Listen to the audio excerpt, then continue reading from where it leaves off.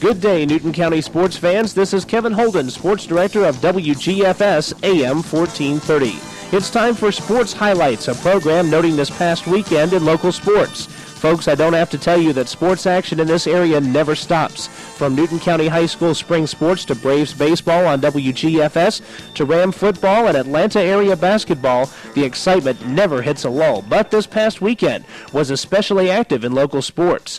Most of the activity centered around the Hyers family. Tim Hyers of the San Diego Padres treated local fans with a special on-the-air appearance. More about that later. But good news also came to Newton County Rams 1994 MVP Matt Hyers in the form of a draft selection. Matt was drafted by who else? The San Diego Padres with their 19th round selection. The younger Hyers has already signed a letter of intent to play at Middle Georgia and will announce his choice between college and the pros sometime in the coming weeks. Will the Hyers brothers be teammates in San Diego in the future? Only time will tell. In other sports news, with a second high school opening in Newton County this fall, extra coaching jobs have opened up. Some Newton County high school coaches have moved over to the new school, and this list includes former Ram baseball coach Charlie Beverly, who guided the Rams to a 26-8-1 record this past season. Beverly won Region 8 Quad A championships at Newton County in 1989, 1990, and 1994, in addition to state semifinal appearances in 90 and 94. Meanwhile, Newton County High School has announced the hiring of a new head coach coming to us from Fayette County. More details on that as they become available on the local news. There is so much in local sports upcoming in the area with recreational leagues, American Legion baseball, another Dixie Boys tournament, and Ram football right around the corner. We could be here for hours talking about the sports scene in Newton County. But we've only got until the top of the hour, so we'll make do with what we've got. We'll hit more of the sports highlights, including a talk with Timmy Hyers of the San Diego Padres, right after this on WGFS AM 1430.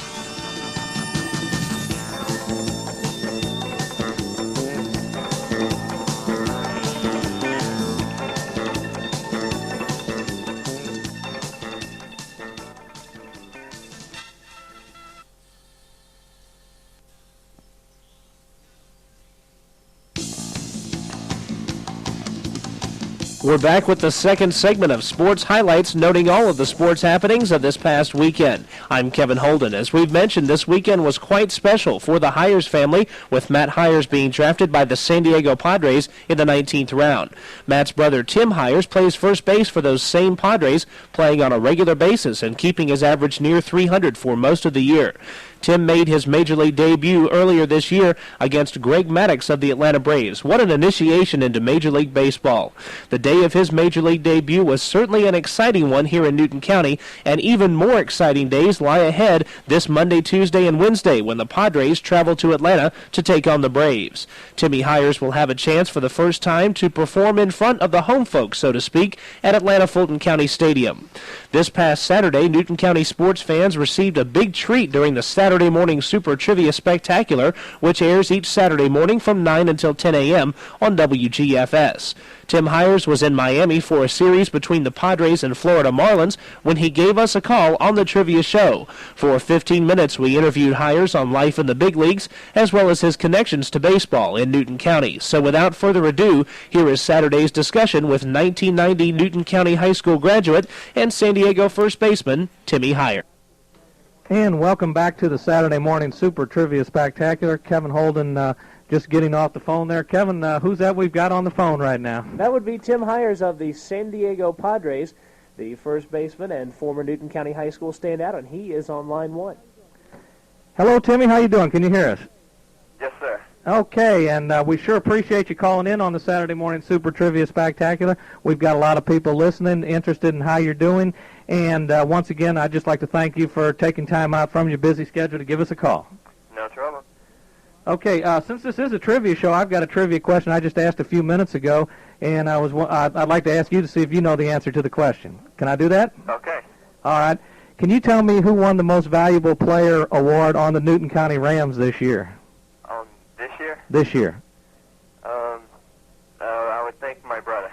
Well, that's a real good guess. It was Matthew. He did win it. And I just found out a little while ago, it looks like the Padres have some interest in him, too, having selected him in the 19th round. Yeah, he was real lucky, to get drafted and have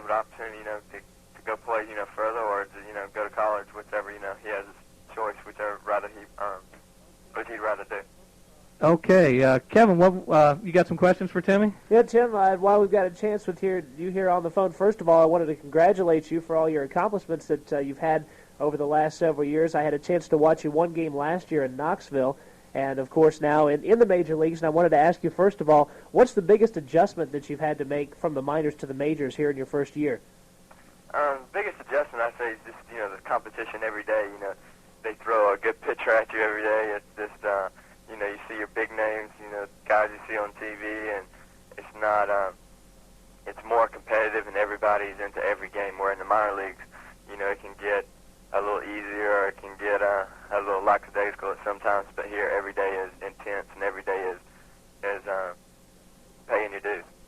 Yeah, at the major league level, very competitive. And being in San Diego, a city where you've had a little trouble with competitive baseball, but they've got the right plan, restructuring with youth, and I wanted to get your opinion on San Diego going with that youth movement. People like Trevor Hoffman and, of course, Derek Bell and yourself and other people in the lineup. That will help you 3 or 4 years down the road.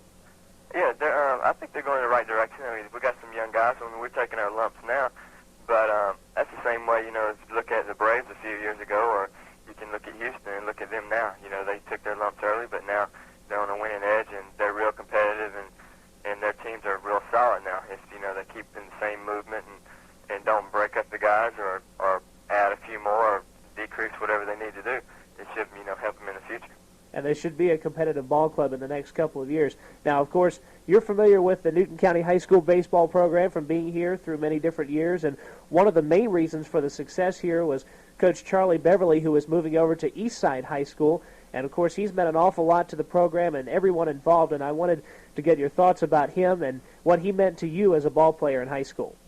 He did an incredible job. I mean, when we first started, the program wasn't as solid as it is now, and he come in and did a lot of hard work to get us just like lights and just the field conditions. He worked hard on that, and then on the field in his teaching, he gave valuable lessons, and he taught me a lot toward the game and toward different parts of life. He's a great guy. I hope him wish him a lot of luck and a lot of success in the future. Tim, any advice for young people in Newton County who want to be the next Timmy Hyers? Any advice?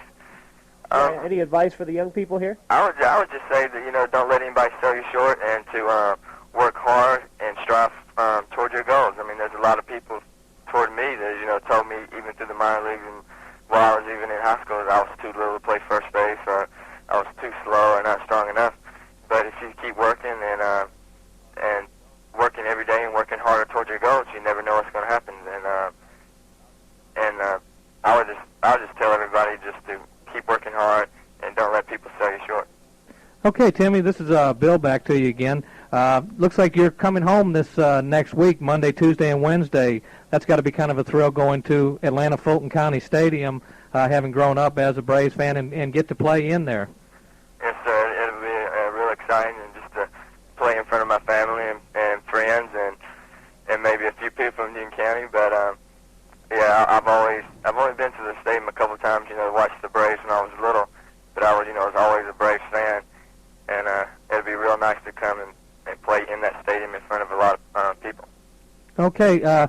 Well, a lot of people here did get to see your first Major League at-bat when you came to bat against Greg Maddox, I believe it was. That must have been quite a thrill and a little nervousness when you came up to bat for the first time in the big show. Yeah, it was nervous. There's a lot of people in the stands also, and I knew that a lot of people were watching at home. But he's a good pitcher, but I might get my revenge Tuesday night, I think, or the first game we were in Atlanta. I think he's supposed to pitch. I don't know. I'm not sure. Okay. I noticed you're pretty much are you playing mostly just against right-handed pitching? Yeah, so far I've been playing against right-handed pitching. I'd been out a while.